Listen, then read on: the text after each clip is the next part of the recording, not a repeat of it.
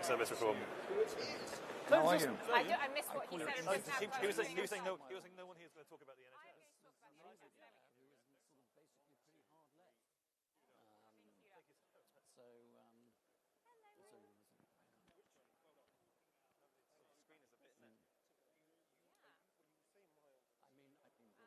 Should we sit in order? What order would you like us?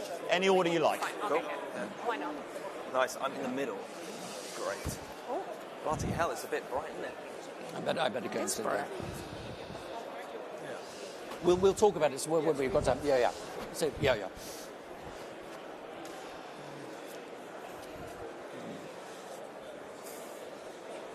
Now, shall I try kicking off?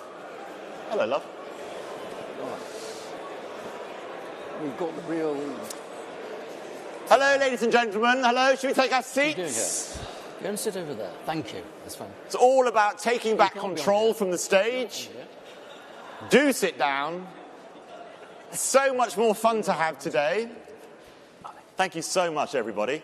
My name's Kamal Ahmed. I'm the Director of Audio at The Telegraph and presenter of the Daily Tea podcast. If you have not subscribed to it, you are both foolish and missing out. My fantastic co-presenter, Camilla Tominey, is in the audience, waving there. We're on every day at 5 o'clock, but that's enough plugs. But given that we sponsored this thing, I think I'm allowed to have a couple of minutes. So thank you very kindly for that. I am joined by a quite superb set of brains to discuss the policy issues around the future of conservatism. To my left, I don't know whether that's politically or not, is Rachel Wolfe, founding partner of Public First. Welcome, Rachel. Dr. Lawrence Newport, founder of Looking for Growth. Somewhat difficult exercise for the present Chancellor. Matt Ridley, board member, the Prosperity Institute, and very fine author. Sold over 1 million copies. And he's also a Newcastle United supporter. Given that you can hear in my voice, my thick Scouse accent, I was at the match yesterday with my son, supporting the losing side. And Adrian Wooldridge, global business columnist, Bloomberg. Thank you so much for joining us. We're going to chat away here, and then literally the leader of the opposition is going to come on and say, they have nailed it. That is the future of conservatism. Now, I have, along with my co-presenter Camilla Tominey, a yellow band on my wrist, because Camilla and I, this morning, were at Nigel Farage's most recent press conference, where he announced 29 councillors who would be defecting to reform, the majority of whom were formerly, at some point in their careers, Conservative councillors. There was one Liberal Democrat and one Labour councillor who were also on the stage at the event in Westminster. Part of the whole discussion about conservatism, of course, is a discussion about reform. So did Camilla and I go from the sublime to the ridiculous, the sublime to the sublime, the ridiculous to the sublime, or the ridiculous to the ridiculous? Who knows? Rachel, why are the Conservatives on 21% in the polls? I think that's quite an easy question to answer, because over a period of years, the Conservative Party made a series of promises to the electorate on things that mattered to them and broke every single one of them. They promised they'd reduce migration. It went through the roof. They promised to take back control, including on borders. Illegal migration went through the roof. They promised to rebuild hospitals. The NHS collapsed in terms of productivity and output.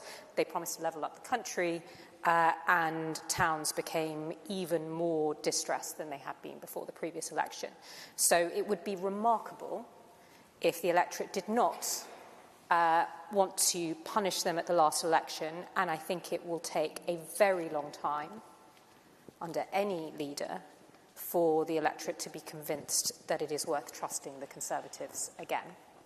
I suppose to your question of the ridiculous, or the sublime, I think relatively little of this has to do with Reform's performance, although without a figurehead like Farage, perhaps it wouldn't coalesce.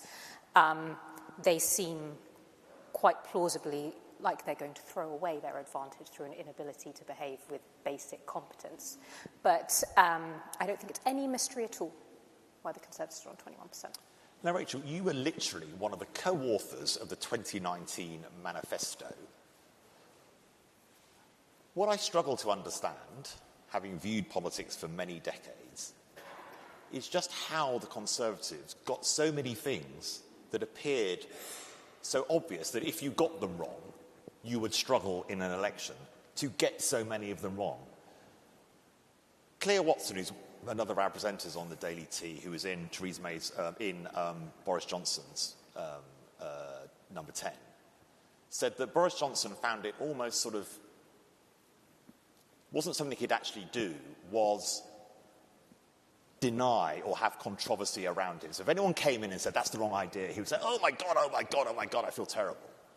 What was the problem with the Conservatives after 2019 when they won so well that led to all those diseases? And what can the present Conservatives learn from that?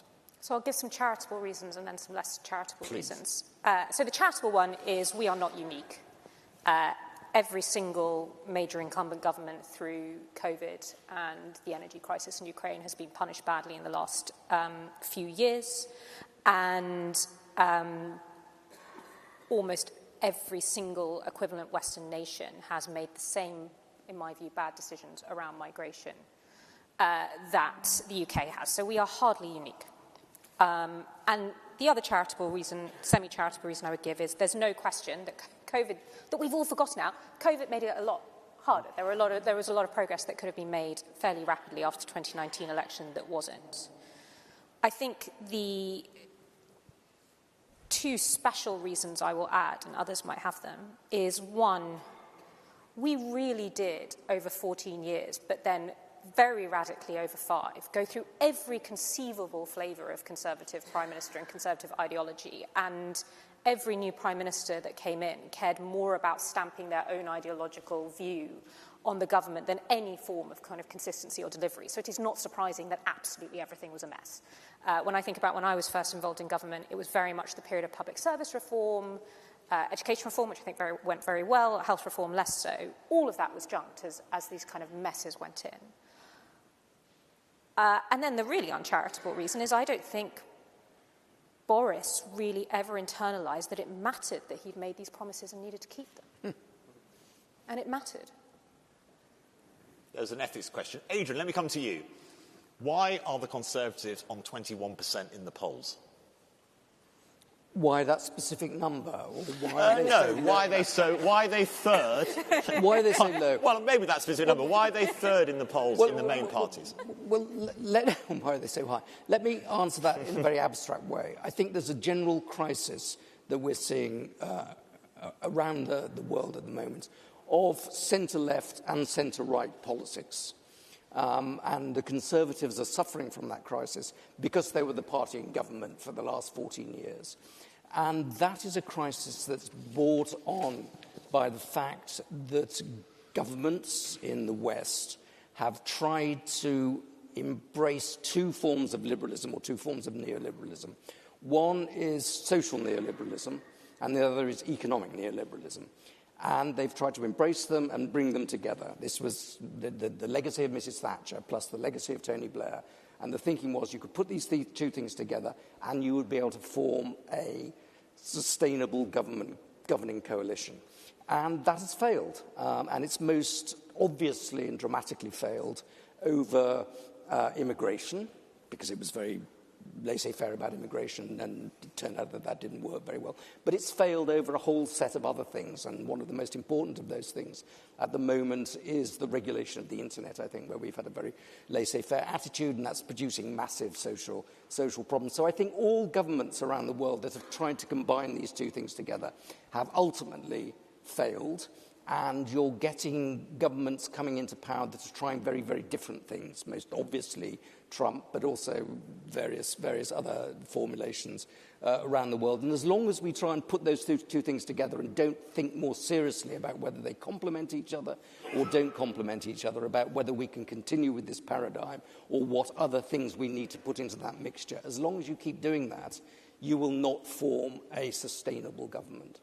And is your sense that one of the great joys of the CPS, so any of us who've studied politics as I did, the CPS and Keith Joseph and the work that was done in the lead up to Margaret Thatcher's victory in 1979 gave us a deep political, economic and philosophical grounding to a project from the right, which broke the Keynesian consensus, which had been extant post the Second World War.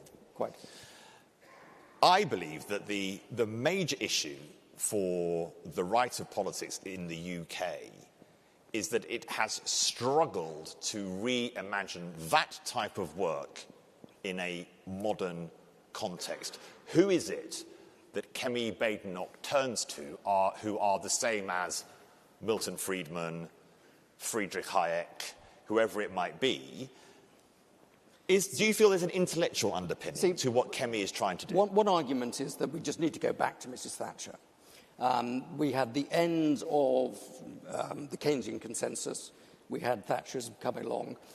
Then we had Tony Blair coming along and adding social liberalism to that mixture. I don't think we just need to go back to Thatcherism. I think we need to find a new balancing between these two things. Mrs. Thatcher had a sort of balancing because she was both a Manchester liberal and a conservative, and she believed in institutions to kind of balance that.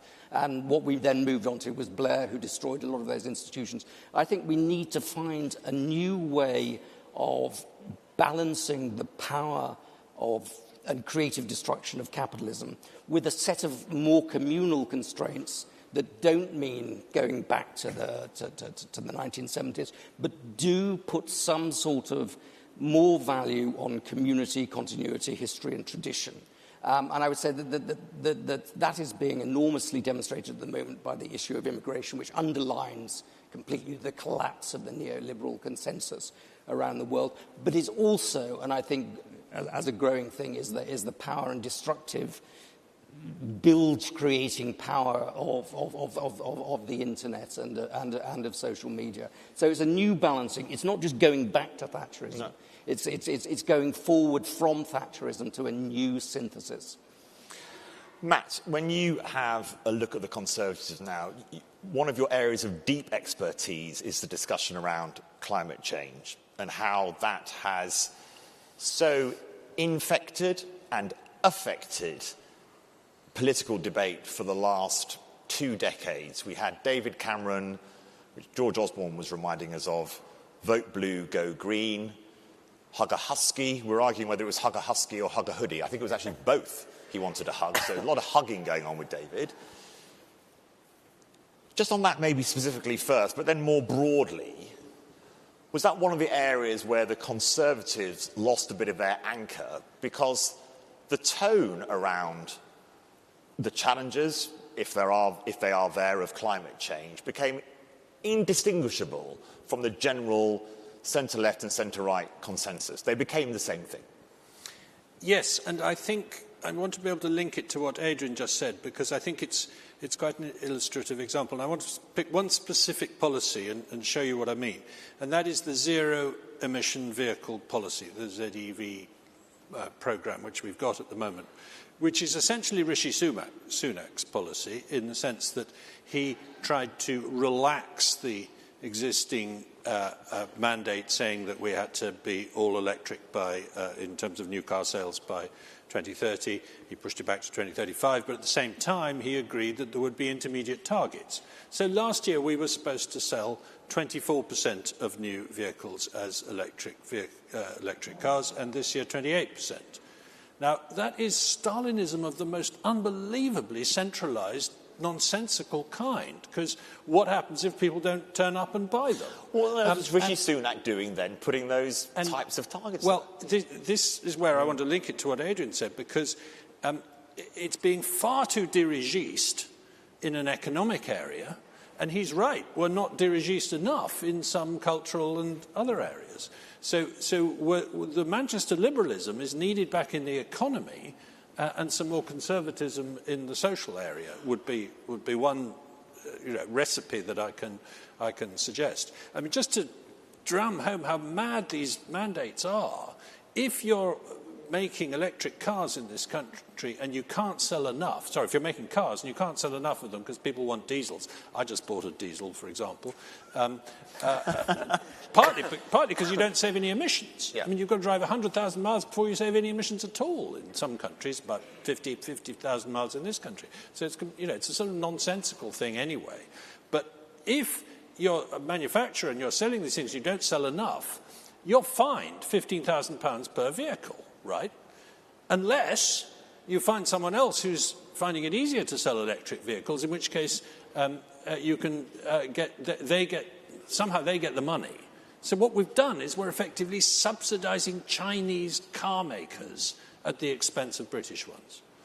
That's mad on all sorts of levels. That's a symptom. And is that a symptom that underlines why the Conservatives are languishing at a position in the polls? Yes, I think so. That we haven't seen almost historically.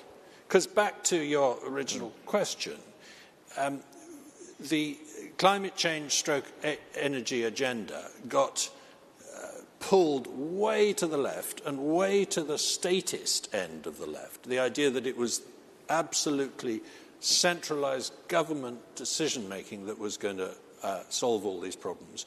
And embodied in the Climate Change Act of 2008 by Ed Miliband as Energy Secretary, accepted by Cameron Osborne, strengthened by Theresa May in terms of the 2050 mandate, 2050 net zero mandate, and embodied into this terrifying organisation called the Climate Change Committee, which has enormous power and is beyond the reach, as far as I can see, of any kind of democratic accountability for these policies. Whether you like it or not, that's been happening in lots of areas. The whole point of setting up NHS England was to try and shove off the responsibility onto a technocratic expert body, just like the Climate Change Committee, just like Natural England in a different environmental sphere, etc. And that policy has been a disaster because it's empowered the technocratic, self-electing, unaccountable blob at the expense of accountable politicians, and it hasn't actually taken away any of the blame. The blame still comes to the elected politicians, even though the decisions are mostly taken, £100 million bat tunnels for HS2 and things like that. That then would get me into a disquisition on the planning system, if you wanted. Yes, which we might get to. So we're just trying to diagnose maybe what the problems are before we can get on to maybe some of the solutions. Sorry, can I just add? Yes. The other key point of all this, of course, is that we've driven up the price of electricity to the highest of any nation in the OECD. We're beating Germany. We're top of the league for both industrial and domestic electricity prices. What a triumph. This is madness. Energy is the lifeblood of productivity, of manufacturing, of services, of the new AI economy, of everything. It is really, really worrying that we are now an extremely expensive energy country. Lawrence, your analysis, your organisation looking for growth, your analysis of where the Conservatives, we're just focusing at the moment on where it's gone wrong. We're going to move into some areas of possible solutions, given that the Leader of the Opposition is going to arrive shortly. But where have and did the Conservatives go wrong? So I think energy prices is one to really pick up on. I mean, really, it's difficult to talk about precisely where they got wrong because there were so many things over the last 5 to 14 years that has led to a world in which we have sky-high energy prices, wages have been stagnant basically since 2008. We've found, of course, services that, though they might get more money, they still are not. We're not seeing certainly better quality of services. People are extremely frustrated and extremely angry. They're being taxed more than ever and not seeing the results from it. We have institutions that we call, the blob or otherwise, which they completely failed to deal with. And then we'd talk about how difficult they were, and my God, could somebody do something about this? They had a parliamentary majority, and Parliament is perhaps like the most powerful parliament on earth. They can do basically anything. My concern as a young legal academic was, my goodness, the amount of power held in the House of Commons is so unbelievable. Surely we are waiting any moment now for a tyrant, and in fact it's completely opposite. They're just not using that power. It is astounding to me, and history is strange for that fact. But we saw years and years of this, that the blob is very difficult, it's very difficult to get around, and even now the current government has had the same diagnosis, which I think is unexpected, but somehow when it comes from them it feels a bit more like, oh, something's going to happen here. We don't know, we haven't seen it yet. We've seen a little bit actually with NHS England, maybe we'll see some more. But there is obviously a lot of foundational and fundamental things that have just gone completely wrong.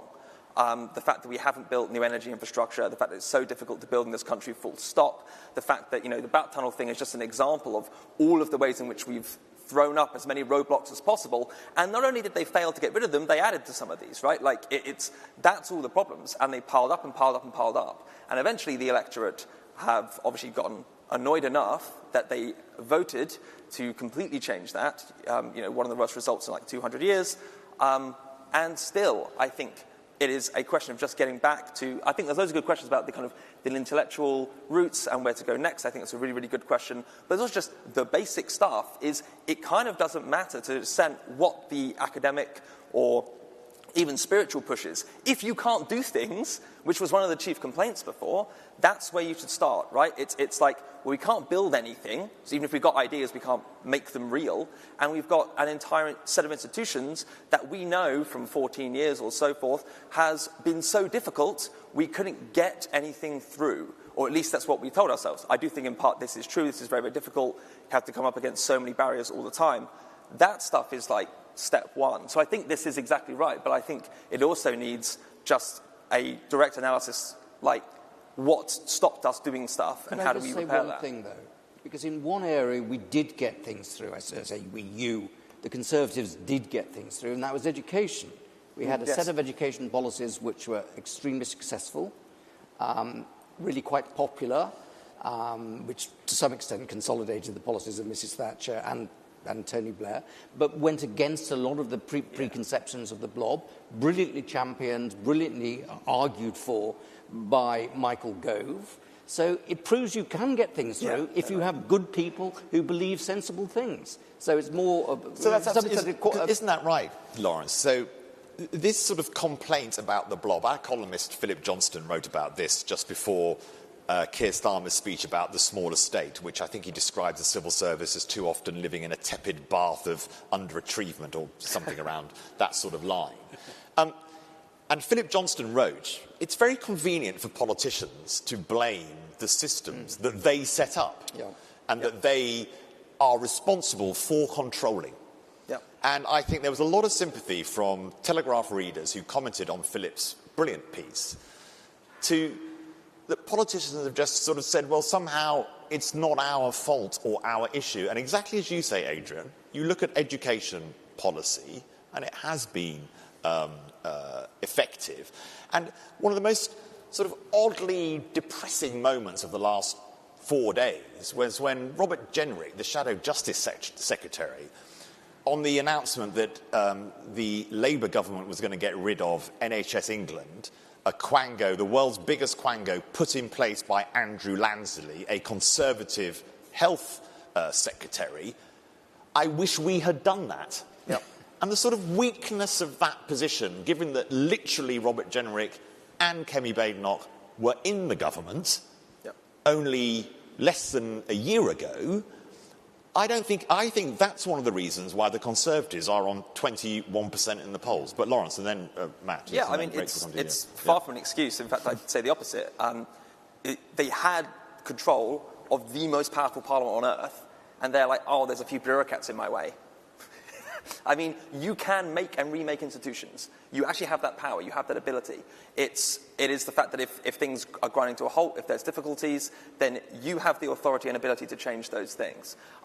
It is exactly true that in education, really good stuff actually happened, and that did take a lot of effort and a lot of energy. And it's in part also being able to say, well, how do we keep those bars? There should be some bar. Like, it shouldn't be every kind of crazy idea that's, talked about in the pub suddenly becomes national policy.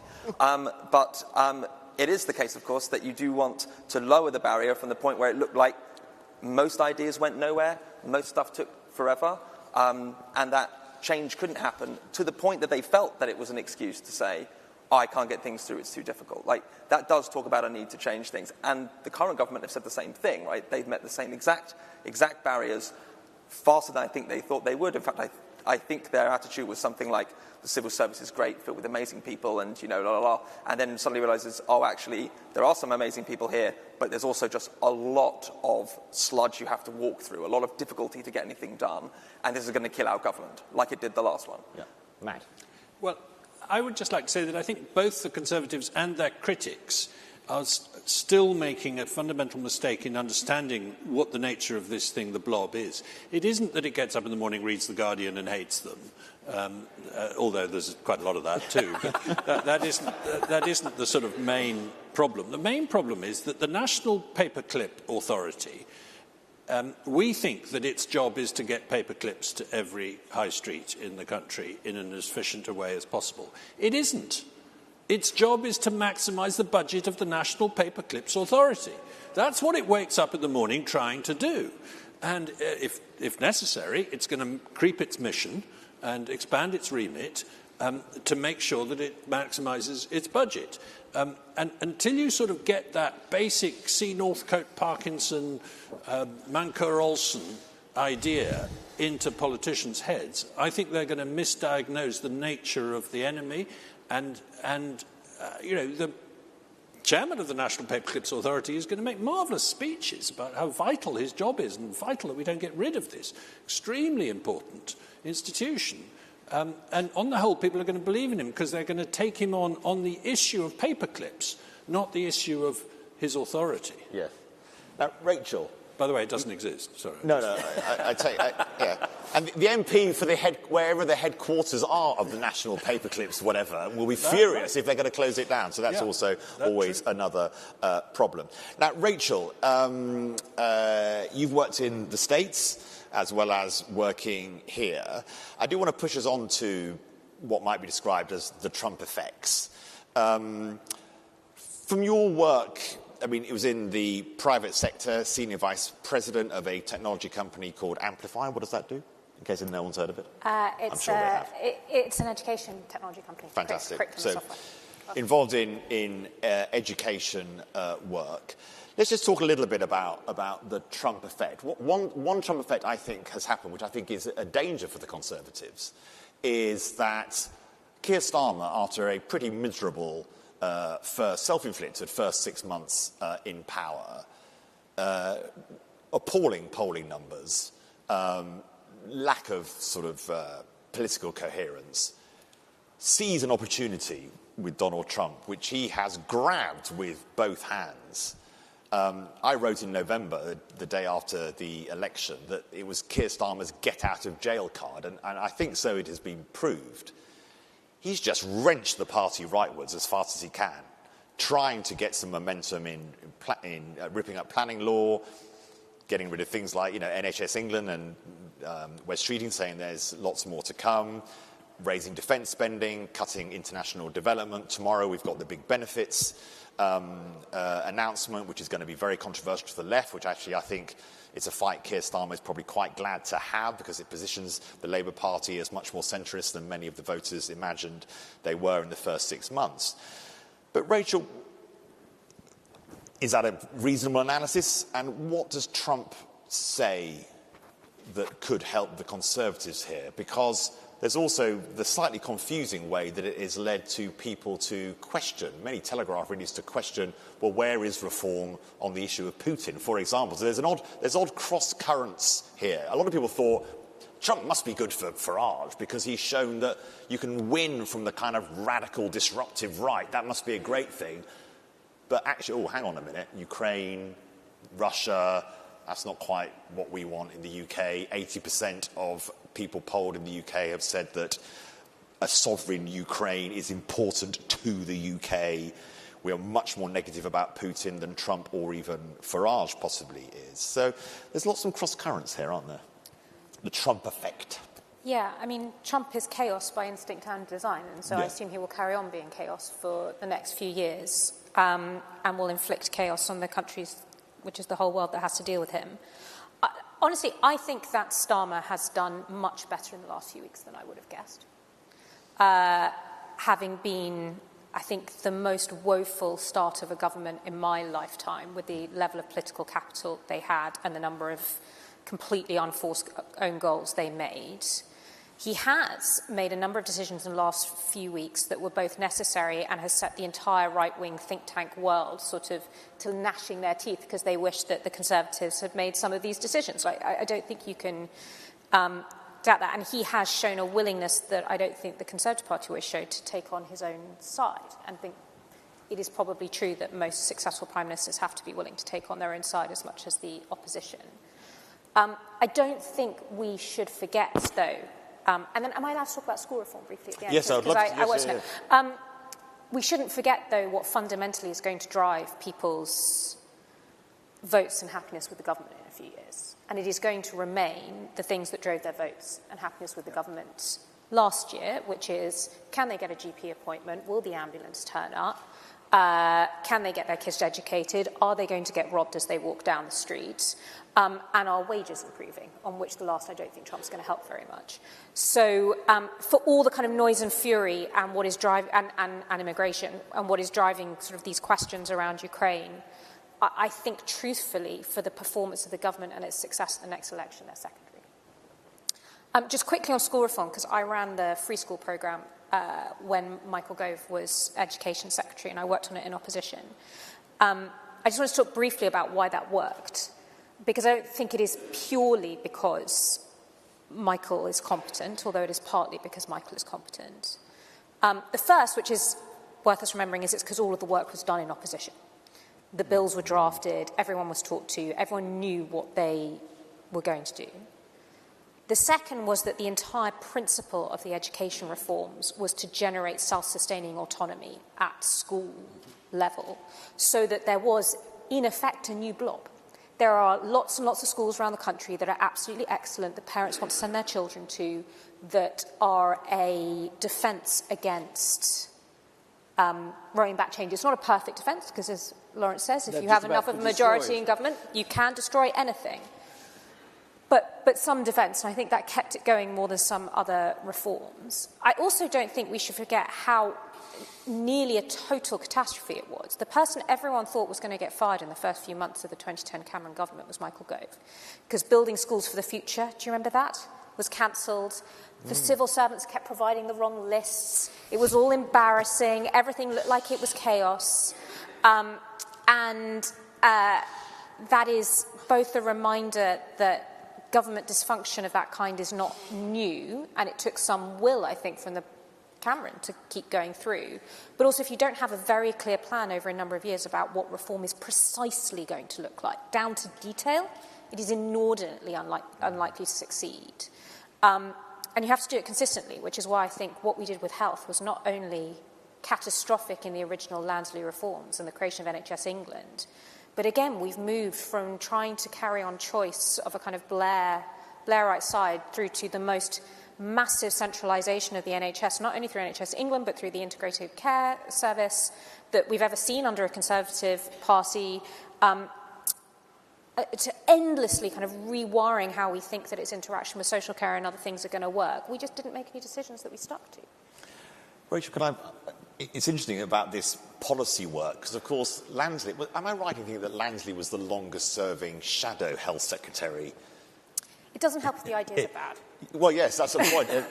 You might do all the policy work you want to, which he did in depth for years, and it was still useless. So you have to be careful with that. Can I just push you a little bit, Rachel, on the Trump effect? Because I think you're absolutely right that what you might describe as the sort of kitchen table issues is what in the end people vote on. But Adrian, I want to come to you just after Rachel. But Adrian, I know you've written about the role of the disruptor as being actually it's sort of a cross-politics idea. It's not about right or left, it's just about the ability, and Neil Ferguson and George Osborne spoke about this a little, this ability to just make noise in the right way to sound like you're doing something.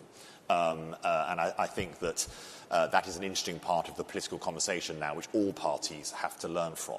But just on policy terms, Rachel, has Trump opened up any new avenues to Kemi Badenoch and the Conservatives and how they might be thinking about, not that chaos is the strategy, I think that's probably, it's a difficult leap. We're not the same as America for many, many very obvious reasons, but is there something about the way you communicate or what you communicate about that Trump could teach us? So I think what has happened is we always imbibe American culture. We always convince ourselves Britain is more like America than it is. We did that for a number of years on, I guess, what you call the cultural left. So we saw what was happening in the States and we assumed Britain was the same, and we started talking about it in the same language at an elite level. And I think the same has happened in reverse, in that I think the political elites of the UK now feel a freedom to talk on the cultural right because America is in a way that they didn't before. I think that is mostly but not entirely helpful because Britain isn't America. And actually, we do not have quite the same cultural divides that they do. But I do think broadly it is probably a good thing that UK politicians now feel able to talk about everything from immigration to woke in a way that 2 years ago felt impossible. And I think that is largely due to Trump. If you go back to the foundation of the Centre for Policy Studies back in the late 1970s, one of the most striking things is that you had a very close alliance between the Republican Party and the Conservative Party. You had a common set of problems and a common set of solutions to those problems. That's not the case now. No. I mean, you couldn't, you know, if the Tory Party decides to get as close as possible to Donald Trump, it will lose the next election. Yeah, that would be a catastrophe. The big problem for the Reform Party is precisely that it's so close to Donald Trump, partly because of Russia, but also because disruption can be a big problem. It's a big problem if it destroys the value of your 401k and your savings account and drives the stock market down. So I think the worst thing that's what looked to be the best thing for Farage, which was the relationship with Trump, is now becoming and will continue to be a big problem. Can I come in on that, Adrian? I agree with you at the level of sort of top politics, but I think below that there is much more of an opportunity to emulate and push on with the same kind of things as happened in America. I'm thinking about wokery and I'm thinking about greenery, mainly. Right. I think it's easily possible that the courage to take on those agendas has been instilled into Britain by what happened in America last year, and to show that actually taking on the trans issue did actually probably push Trump over the threshold in a number of states. I don't know if that's accurate political analysis, but it could be true. And that therefore, if you are the kind of person who wants either the Conservative Party or the Reform Party to be more muscular in its pushback on, pronouns and not gas boilers, the other ones, the heat pumps, then you probably have taken some comfort from what happened in America, and that will help you. I guess the one thing I just want to stress, I don't think you would disagree with this, maybe you would, is just that is not a substitute for figuring out how you are going to convince people that they will get a GP appointment and you will control your borders and you will limit migration and schools are going to work. And we partly do this because we care about it. We partly do it bluntly because it's easy. It's really easy to rhetorically talk about this stuff, and it is hard to talk about the things that people care about because we don't know all the answers and we haven't done the hard work. I don't want people to kid themselves that it is a substitute. I think that's the big... There's huge opportunity in this. I think you're entirely correct that there's huge opportunity in being able to talk about issues much more sensibly, much more calmly. But there is also the temptation to not look at the foundational problems, which we keep hitting over and over again, which is you can't see your doctor. Phones are nicked outside of your hands whenever you leave any building.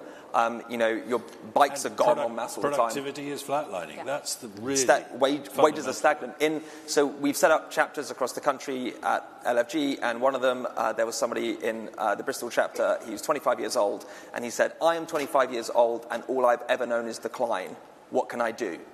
That's the state of things, right? Like that's the level of upset, that's the level of anger, and I think there are a whole bunch of other issues that we can now kind of talk about or discuss, but really the key is being able to talk to those people and say, yes, things have been really, really bad. Here is the path out. Here's what we see out. Here's what we are going to enable to happen. And here's what we're going to make sure, or here's how we're going to make sure that things don't get in our way and that it's actually done, so that you don't have to look at another 5 to 10 years of just constant decline, stagnant wages, higher bills. This is completely unsustainable, completely terrible, and that will be ultimately what drives people to vote in the next 5 years. And it won't be kind of wider issues, which in the US I think they have more leeway to talk about, because frankly they're not doing nearly as badly economically as we're doing. We are in full decline, and as a part of that we have to get the grips with that. Everything else is additive. Well, Lawrence, can I just come in? Adrian, one second. I was just going to say that the US was doing really, really well economically until Trump came in. Then the economy took yes, but Lawrence, the challenge to that is that Kemi, if the right does that work, the biggest nervousness of any opposition party is that the government just nick your ideas. So if you're thinking about crime and mobile phones and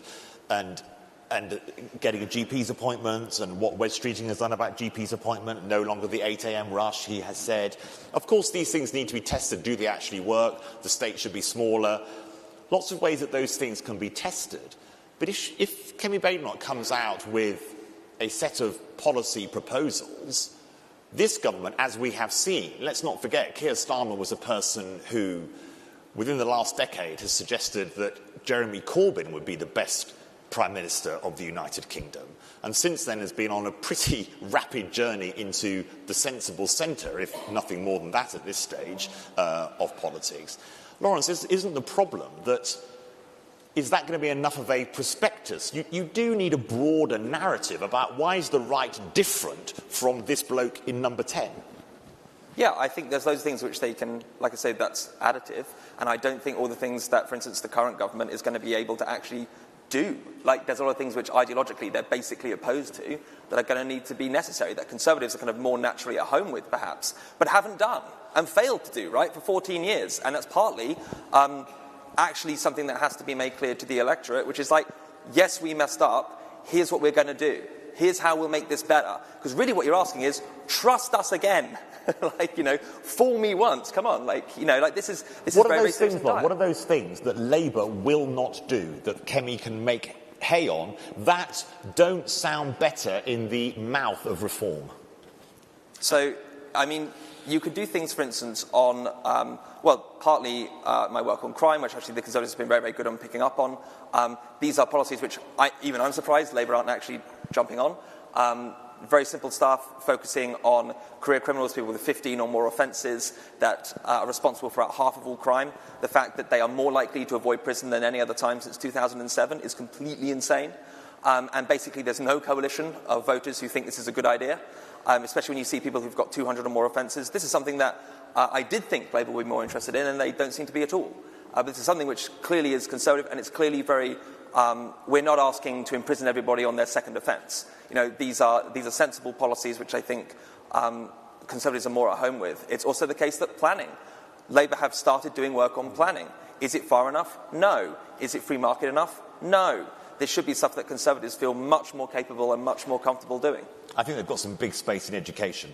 Bridget Phillipson is not connected to what parents want and what pupils need for good outcomes. I think that's going to be one area. Adrian? I think there's a massive space in education, there's a massive space in energy, but I think, again, there's something more profound here. I think that the neoliberals, people like George Osborne, offered a sort of relatively comfortable hotel that people could stay in. The Labour Party, Keir Starmer, offers improvements to your council house. What the Conservatives should do is offer a home. something that is yours, that is familiar, and that is rooted in the soil and that you want to preserve for the future. That should be the sort of thing. Reform won't be offering that because they're a disruptive party. Labour can't do it because they're the party of the public sector. That is where they should be doing. The sort of the bourgeois virtues need to be reasserted. Matt, do they need to, I mean, I was at the ARC conference a few weeks ago. Jordan Peterson's outfit, of course, importing a lot of thinking from the American right, but also around Europe and Southern America, having Malay, etc. The very clear point that is made by the ARC right, and also to an extent by the sort of Nigel Farage right, are these simple notions of family, faith, flag, stroke community. And those are the principles of the right that the left will never be able to get into because they feel so neuralgic about the notions of patriotism, faith, etc. Do you think, Matt, there are lessons there that the Conservatives can learn from? Again, similar question that I gave to Lawrence, without it simply sounding like you're a kind of Poundland Nigel Farage, because he's always going to be better on that. Or would you say to them, no, you need to be more the type of things that Rachel is saying, the hard yards on the policies that matter around the kitchen table? Yes, I think probably I would. Go for faith, family, that type of tone. Well, I personally am very confused about faith. I think that we've got a very sort of rampant, not very tolerant faith growing in this country, and there's a reaction to it from the Christian right, saying we need to be more Judeo-Christian. I'm not sure that's right. I personally am more of a sort of, I like the classical civilization and the Enlightenment that we invented, neither of which are particularly Judeo-Christian. But that's getting into the weeds of it. What I was more thinking of in answer to your question was the fact that the Shakespeare Birth Trust is to be decolonised, I read in my newspaper this morning, because he's too white or too English or something, or his whole oeuvre is somehow unfair to somebody. Championing that sort of thing and saying, no, we want to be proud of the fact that we produced this unbelievably talented poet in this country 500 years ago, is something that I feel that a Tory party could do if it got its act together and was a bit more courageous about that kind of thing, and stood up to this is back to wokery, of course, but stood up to this long march through the cultural institutions, which is undermining faith in flag, certainly, and family to some extent. Ruth, I see it's a minute to go before we will clear the stage in readiness for Kemi Badenoch to give us her words, which, wise or otherwise, we don't yet know. Is she somebody who will lead the Conservatives into the next election?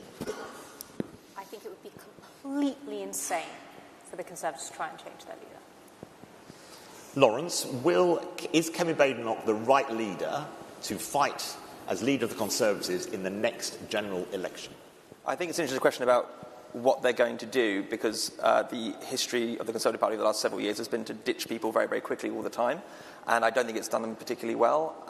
But I think that what they need to focus on is do we have the right people in the right places to deliver the policies that people actually care about and will actually make a difference to people's lives in a net positive way within 5 years. And is she the person to do that? We'll see. Matt, it's a very good politician's answer, Lawrence. I voted for Kemi Badenoch. I admire Kemi Badenoch. I think she's a person of extraordinary qualities and with a remarkable story and with genuine passion and intellect. But I'm very disappointed by her performance in the first 6 months. I hope that it's going to turn around and come right, and it'll depend on her getting both the policies right and the tone right, and she needs to do that just as much as Keir Starmer needs to do that. Thank you, Matt. Adrian, what's I your talked sense? to a very senior Tory the other day, And I asked her this question, or him, her, whoever it was. I asked him, her this question, and him, her's reply was that I'm a bridge player. I believe in playing your losing cards first. Sorry, say it again, Adrian. You're a bridge player? No, this person was saying they were a bridge player and they believed in playing their losing cards first. Right, so Kemi will be maybe the Ian Duncan Smith figure, and then someone else, she may never fight an election, is your slight sense. Brilliant. We are at time. Thank you so much, Adrian, Matt, Lawrence and Rachel, for a brilliant discussion. Thank you very much.